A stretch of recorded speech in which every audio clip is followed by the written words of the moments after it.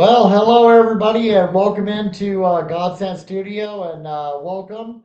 And it's our Monday night fishing report. Now that the football's all over and it's fishing time, I'm pretty sure we'll have quite a few people coming in and joining us. So I just wanted to say, you guys, it's been a great week. Everybody has supported the company, put in a bunch of custom orders, and thank you for that. It helps to encourage me to get into the bait lab, which is separate from the studio, and do some work, right? And when I start doing some work, that means that I'm importing stuff from foreign countries, not China, from foreign countries and bringing in new materials for you guys. So I went out and tested some of those new materials today, and we'll show that video here in a little bit. I just really appreciate all of you guys doing that for me. Those orders mean a lot to me. Um, uh, how do I say this? It makes it so that when I'm in the studio and having to walk all around and do all the stuff, or in the lab and do all walk all around and do all the stuff that I'm doing, it just encourages me, right? And that encouragement comes out with new techniques, new colors, new styles, all the rest of that for all of our fishing people. I'd like to thank the Sandy River chapter. I actually had a phone call from a young man that is up in the Portland area. And, it was really amazing to me that he didn't know that 20 minutes away from him was a great organization that would take him out and take him fishing, or at least explain what was going on with the river that he's 20 minutes away. So he had been doing some driving to get out to those places. And he's newly married. Congratulations, by the way. And so as he was out traveling around, he didn't know that he had one of the best fisheries right there with him. So I would ask all of you guys to please check around your areas and find out what organizations are there and join that organization. Go in and check them out a couple of times and then join that organization so you can meet the people that are fishing your local areas. And if there's not a chapter, start one. It's just that kind of easy. All right. So with the fishing report tonight, I've got an ODF report for you guys. Last week was a lot about that they were going to be closing a hatchery. So I made some phone calls, got a great response, and since that all of us are media, we got the actual response with email. So I'll be talking about that a little bit later. I've got a new bead drop for you guys today. The problem is that it hasn't caught the 16 fish. We'll talk about that a little bit later too. All right, so let's get into the fishing report. All right, guys, listen, the ocean, you're going to have to watch very carefully right now. But there is some Lingzillas out there from Charleston up to Depot Bay. I've been seeing on the Oregon coast some monsters come out. So you don't have to go all the way out into the ocean to catch some of those if you know the right place, which would be Charleston. You can still book a trip to do some crabbing. And as you're waiting for those pots to soak, you probably can be doing some fishing. So I would say that you need to call Pacific Charters because that they're there, they're available. I've talked with Kurt, and his store's now stocked, so he's available, and that's Pacific Charters. So, so I've been talking with Brandon Hunter as well, and it's SISU. So Sisu, I think it's called. I want to make sure that I pronounce it correctly. But I'm pretty sure that every opening that comes up over the weekends, that man will be out fishing those as well too, and he is a fish catcher. Um, So the ocean right now, let me put it this way. I live on the ocean, and it sounded like Krakatoa going off again, the volcano. Those things, those waves were hitting so hard, you guys, with the full moon. Those king tides, they weren't really king tides, but they were very big tides, right? And we'll talk about the lead that you might need over the next week to get out. But if you want to go catch some big rockfish and you want to go catch some big zillas, Lingzillas, now's the time to do that, you guys. I'm seeing reports all up and down the coast of big fish being caught. Now, not necessarily do you have to go from a boat. You can go fish the jetties, but be very careful because those jetties can be very, very treacherous. Some of them are more friendlier than others, but it just depends on what time they built them, right? So the ocean fishing is still going to be available. Today was an absolutely gorgeous day. I got to go out and go fishing, but here's one for you guys. I was just extremely tired after going out and catching a bunch of steelhead today. So with that part of the report being done, check your ocean, check your tides. There is some big fish to be caught. The crabbing. Okay, so I live on the ocean and live on the bay, and I'm just not seeing great reports for the crabbing right now. So if you just want to go do something and hang out, I would say probably grab a crab snare and go out and throw it off of one of the docks somewhere up and down the coast. You're probably going to catch a resident crab that's full of meat because they are full of meat right now, and you'll enjoy that meal, right? Um, so if you can get a little bit further out in the ocean, you'll when they drop your pots for you on the charters, you'll still get crab, but you can also do that from the shore as well. And by the way, what a great sponsor for the channel is one of the crabbing snare companies. All right. So anyway, so that's the crabbing report. Now the steelhead fishing report.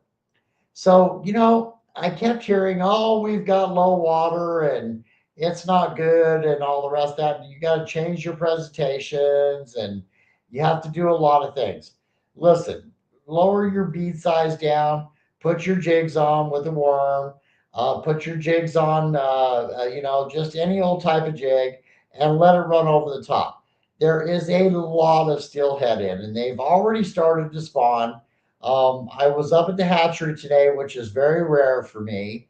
And thank you, Quentin, for accompanying me on that trip.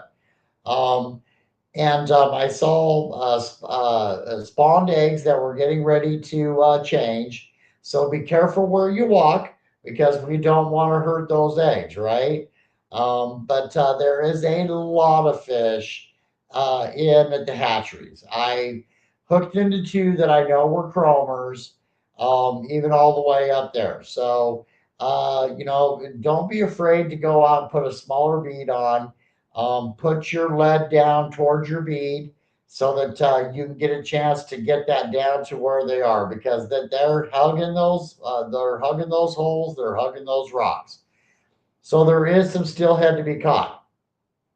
Now, here is a part that I usually don't talk about because I didn't want to mess with that market, right? But the kokanee right now. The kokanee is some very, very good fishing, you guys. It's a very tasty animal, and you can do a lot of things with them. So the kokanee fishing in the lakes, Detroit is going off, and it's only going to get better according to the weather. So check your lakes down for the lower part that have kokanee in them, and go explore the kokanee fishing, you guys. Even if you have a drift boat, I have my drift boat, and I put a big lead on and sent it down to them, and put the coke smoker on and caught kokanee. So the upper Cascades is pretty much just out of the question. It's cold, it's frozen, but there is still fish to be caught up there. But you got to be used to the cold. So with that part of the fishing report done, I wanted to talk to you guys tonight because the ocean is going to get better. The rain helped a little bit with the water, but it was still crystal clear, and I'll show you guys the video of that here in a little bit. But right now, when you're cutting your lingcod, let me tell you something. They're just absolutely beautiful right now. Most of them have spawned. I would say Charleston in the Bay. There's probably a few of them that haven't yet. So you're not going to hurt the population to go fishing. Um, there was a Lingzilla caught out of Charleston Bay, you guys. And that man fishes almost every day and every night to go out and enjoy his fishing. So let me put it this way to you. He caught a monster. So there's some monsters out there that are available for up close to the shore, you guys. So I wouldn't be afraid to go out and try some of the in the next week or so. I would not be afraid to go try some of the jetties, you guys. All right. I think that handles the fishing report.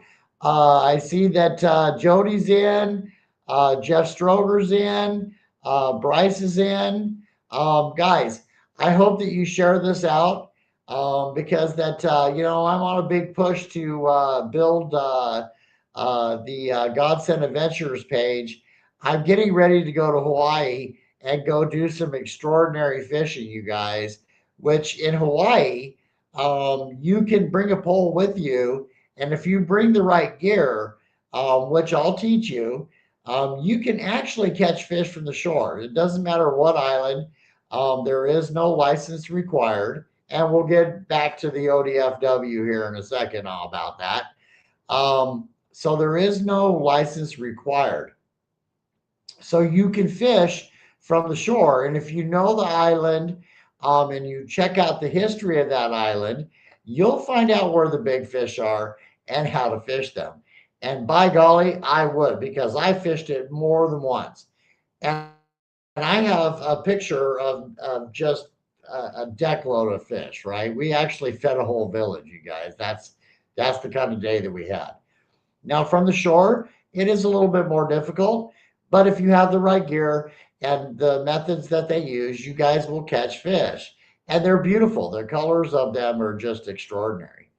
So this year, as if you have your mate with you, um, as you're out doing that, we're starting to look at the seashells, right?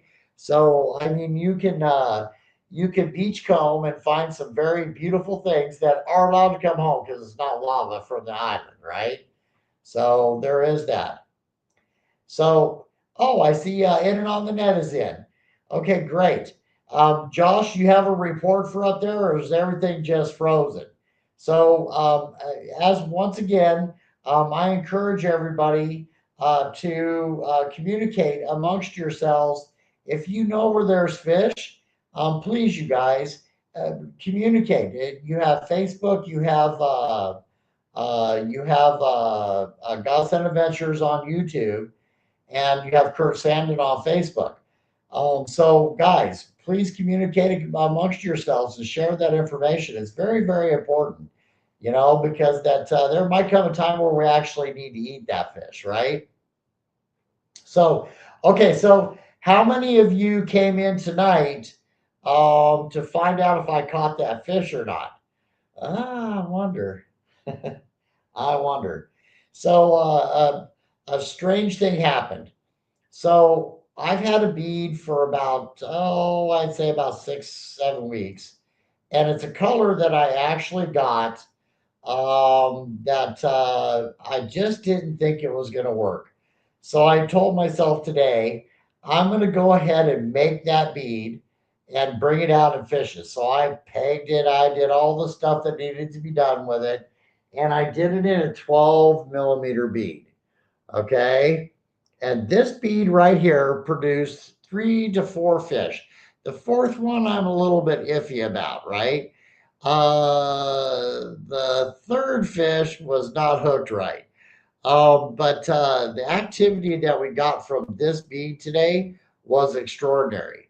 And guys, I just don't make a bead and say, "Oh, that's pretty," and I'm gonna sell it to you guys. Um, I'm real particular about that. And I used to have a lot more higher principal, but 16 is now my limit, right? If I can catch 16 fish on it, that means that it's proven itself. I should be 17, but we had a conversation about that to see if it was, 16, 17. Really after 15, it doesn't matter, right? So this bead right here, I'm going to go ahead and shoot it again. Make sure that it turns out the same. And if it does, then it will be up on what you see on the bottom of the screen down here this way. You see it says visit our website at godsendfishing.net. And I'll get this bead out for you guys because it was the producer today. Well, what was the hot bead today? We ran the jigs. We ran the ball buster today. There was they just weren't hitting on the hardware. Excuse me. Let me get a drink here. They just weren't hitting on the hardware today. What I found was I showed you guys the pencil lead. I took some of that pencil lead about halfway down my 3 foot leader and put some lead on it. It really wasn't 3 foot. But by the time you put your bobber stop and all the rest of that. And I got multiple bites.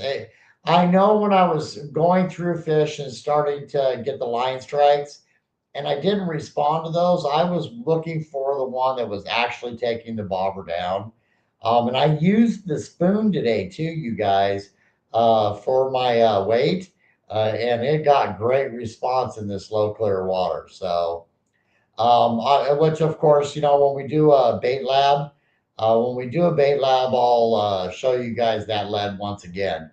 So Godsent is still up and working in the baits, and we just have so much, you guys. I decided that I better do some creation videos so that you guys know all the different stuff we have and the reason why we built it. So those will be coming. Um, the fishing today was extraordinary. I went up to the hatchery. I saw a lot of dead fish. So I think what's happening is that they're actually getting to spawn naturally, which is not a bad thing because that's adds to our count, right? Just for particular, our hatchery, which was supposedly supposed to be closed. So, but anyway, so I saw a lot of eggs along the shore, right? So those fish were up naturally spawning, and I guess after they spawned, they died. What a bummer, because I know that Steelhead will go in and up the river a few times, right? So there were some pretty nice fish too, and they actually had sores on them, so they've been spawned out. So they were didn't turn zombie, but they still had sores on them. So I'm just going to say right now, as you're walking down the shorelines, please be watching for those eggs and look at the size of those eggs, and that'll tell you what they're feeding on, right? So it wasn't hardware, it wasn't the jigs, it wasn't the worms. It was the smaller bead today, you guys. So I wish everybody happy hooking on that, and that finishes the fishing report. Hey guys, so listen, all of the custom orders that you guys have been putting in, oh my goodness, it actually brought the bait lab back together, right? So to where everything is functioning now at one time, right? And oh my gosh, it's running so smooth, you guys. I'm actually enjoying being in there. It's not frustrating. And man, am I kicking the baits out, you guys. So, with the Lingzillas getting ready to be accessible, right? Because the ocean does do what the ocean does. Um, with it being accessible, I started kicking out some baits, right? And then I got to thinking about it. It's like, that bait's absolutely no good if you don't have the right size jig yet. Okay. So, once again, I'm going to talk about that we need to take a look. Oh, from Rhode Island. Welcome in, sir. I'm glad that you guys made it in. I know you guys have some great fishing up there. I would hope that you would share some pictures of that Atlantic salmon. Oh my goodness, what a beautiful, beautiful fish, you guys. So going back to what I was going to talk about is that when the ocean finally does come clear, is it going to be a big swing in the tide, right?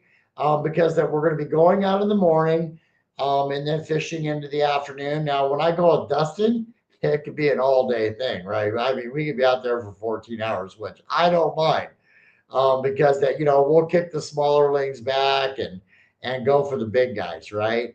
Um, so let's talk about lead. Okay, so lead comes in many different sizes and many different size hooks and all the rest of that. But for our ocean fishing, from 4 up to 30 pounds, right? Because you might be out doing some halibut.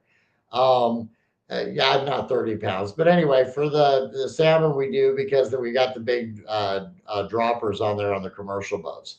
But this is just one of the jig head types, okay? And this is a shad, what we call a shad dart. And it's got a holder on here, right? So what it does is it will actually hold your bait for you. And somebody ordered some purple baits, so I went ahead and made some up, and I'm going to show you.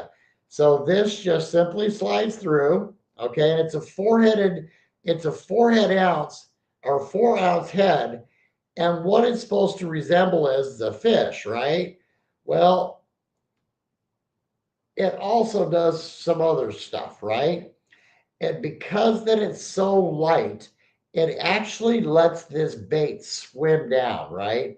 And when you do get to the bottom, because sometimes those fish in the ocean will stack. I mean, they'll be stacked from the bottom up to 10 feet, right? So this brings the action. As this is falling, the tail is wiggling, which will actually wiggle the jig head a little bit, right? So that way you have a chance to catch those fish as you fall through them. And we don't know what's in those fish. Some lingcod cabezon could have come out of that and decided, oh yeah, I'm going to go eat some of those fish, but then sees this coming through with the right color and the right glitter and says, oh yeah, I want that. So, and some of the bigger bass and all the rest of that will hit this as well. So this is a 4 ounce shad head. Now, if they're on the bottom, okay, because that the captain goes, yep, they're laying on the bottom, and you'll hear that from the captain. Then I usually like to use a bullet head. And the reason for the bullet head is that bullet head, you see how it's pulling on the lure already? Where this one's not really pulling on it, okay? And they're the exact same lure or same ounce head, but this head is going to shoot it down to the bottom, right? So that when you're on the bottom, then you have a chance to wiggle this along the bottom. And sometimes that's where the bite's at, right? Because the fish are all laying on the bottom. So now you know the difference between the triangle head, shad dart head, and you know the difference between the bullet head. Okay. Now, me, when I'm out looking for Lingzilla, I'm not using either one of those heads. I'm using these big guys. Okay. And the reason why I'm using these is because they're going to shoot. If you can tell by the torpedo head, they're going to shoot that down to the bottom, right? And then what I have a couple of different ones that I'll put on here. But this is our eel resemblance, right? So I'll actually run this guy on here. Now there's a nodule on here, which is very hard to get the end of the bait over the top of. But when you have a powder coated jig, it doesn't matter as long as it matches up to here, okay? Because you still have all of this hook behind you. And I think it actually gives the eel a little bit more wiggle room, right? So how I do it is I just come into the split, okay?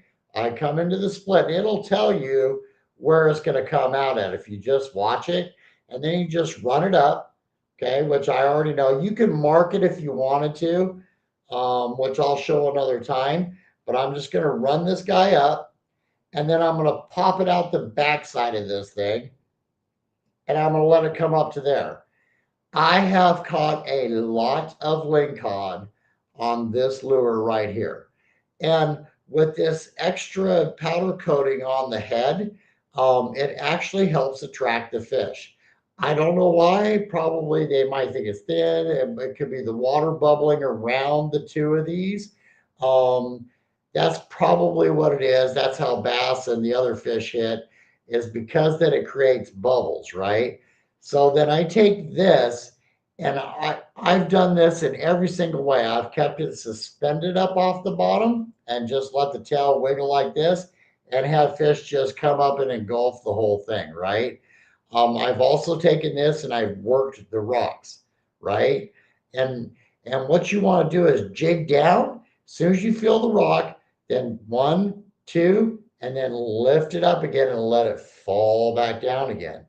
And if you do that, that's how you catch the really big lingcods and the really big cabezon, you guys. So this is definitely a bottom tickler. This is not meant to go down and fall through the fish. This is meant to make them think this is an eel coming out of the rocks. Okay, so for the right colors, when the cabezons start to bite, I found that color. So just so that you guys know, if you get a chance to go out, this is a great big ling killer, right? For the Lingzilla. Okay, so watch your tides because it'll tell you. If the tide is really, really low, that means that the fish aren't going to be moving around very much. So that's where this 4 ounce shad head comes in. And then you send one of the God sent ling reapers down. And let me tell you, these are tried, true, and tested. You send these down, and they'll work really well for you guys. So, and then the bullet head, if the tide is on the change, so check your tides, and if the tide is on the change, send this guy down with the grub twisting as it's going down, and then work this guy up. This one's a real tall jig, right? And let that thing fall and hit that rock again. As soon as you hit the rock, boom, pick it back up and let it fall again. Okay, so there's the basic principles of the jigging for the Lingzillas out there, you guys. Okay, so let's see. How many? I think at one point we had about 10 people in here. So I'm going to ask everybody to like and subscribe. And without further ado, I am going to try this time. Last time we had a little bit of a hard time.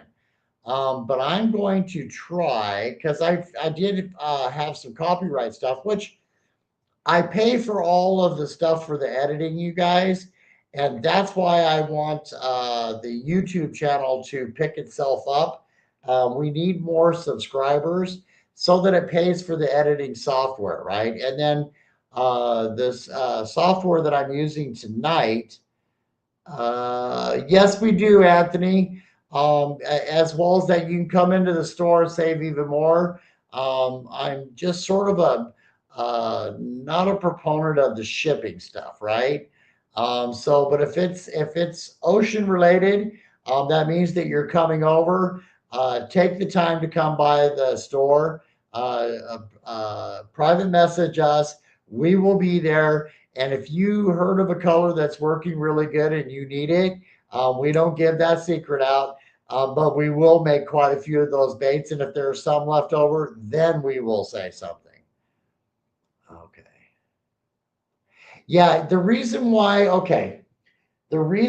we don't put these on our online store is because they're very expensive to ship. This is a 6 ounce jig head, right? And that 6 ounce jig head, if you guys want to pay for the shipping, leave a comment tonight. We will start putting them up on there because these are all custom baits, you guys. So if you do want us to put them up, we've got plenty of room on there to put them up. but the cost of the shipping goes up, right? So, and I don't mind that because I don't do the handling part of that. You know how they say shipping and handling. I don't do the handling part of it because I still want you guys to be able to save money. Yeah, so yeah, the PM you guys on Kurt Sandin on the Facebook side of that, you guys can PM us, and then you'll find us on God Sent Fishing Beads and Lures on Google, and you can actually leave a message, and you'll find our phone number on there. But yeah, we're really working some very good custom colors for you guys, and we pretty much know from Charleston up to Depot Bay what they're hitting on. So it's not like you just walking into a store or putting an order in and not knowing what they're catching, right? So, oh, speaking of which, okay, I think I covered all that stuff. Um, so guys, I guess this would be a bead drop. This bead today, which you guys will only find at God's Fishing, trust me, because what happened with this bead is quite a story. Um, this bead today caught I'm going to say it brought one into the shore, which I sort of got it wrong, but the other fish were definitely in the mouth and they spit it, but they picked this thing up. So I'll give this thing another shot here this week sometime. And if it starts picking up fish like the Have and Eggs did, that jig that we just put out. If it starts picking up fish like that, it'll be up on the website for you guys. All right, so hey guys, last week I did like 3 lives. I'm sitting at 307 right now on YouTube. Please go out and share our adventures with everybody and tell them, we've got like 111 videos up. There's plenty of entertainment there. Ask everybody to go up and like and subscribe our channel because that as we build that channel, it helps us with our cost for the editing software to go out and do the adventures, as well as that when we start doing the outfitting. So when we start doing the outfitting, you guys are going to be able to come over and clamp or live in luxury. It's your call, but you'll have access to the store. You'll have access to our guides, which I know I was supposed to do the guide report tonight, but I had to add a few more. So then there's that. Okay, so I talked to the ODFW today. Last week, uh, oh, thanks. I'll get to that video in a second. Last week, there was a bunch of questions about hatcheries closing. So I made the phone call, and since I am press, I got the media release person. And this is what I was told by that nice lady that the state of Oregon has not closed a hatchery, one hatchery in 40 years. This state is still going to be a hatchery state, and that's not going to change, is what she told me. Now, I will get the email from her to see because that the Alsea hatchery was being talked about being closed. That is a rumor because I can now confirm it after talking to them. And I'm getting an email, which I'll share with you guys. Okay, so that's all said and done. Now, I was up at that hatchery today, and let me tell you something. That new management up there did a hell of a job because there was a lot of fish in there. All right, so here, let's go ahead and try to add this to the stage. And I'm going to go ahead and tell it to play. And let's see how it works out, you guys. I hope I got it at the beginning here. No, let me get it back to the beginning. Okay. Yeah, see, it's already starting to show trouble. Yeah, it didn't like it for some reason. Did it kick me off? Yes, it did. Okay, so then we're just going to end that. All right.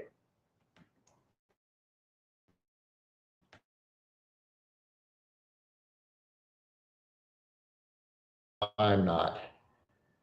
Okay, so About that, guys, I got booted. But I think, nope, you can't even hear me. Wow. Wow, wow, wow.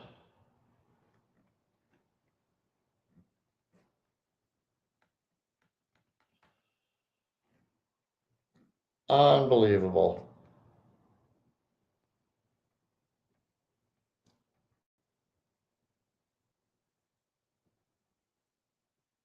Okay, so am I back on yet? Test, test. Nope. Okay, guys. Well, I'm going to go ahead and end the stream. We were at 34 minutes anyway.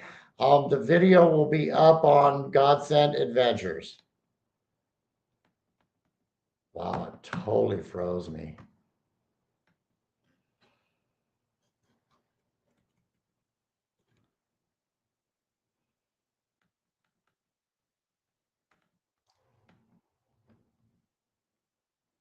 Huh.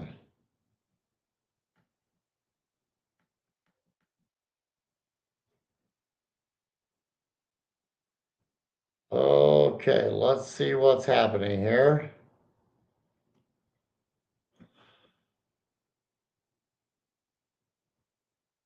Yes, I did. Here we go, guys.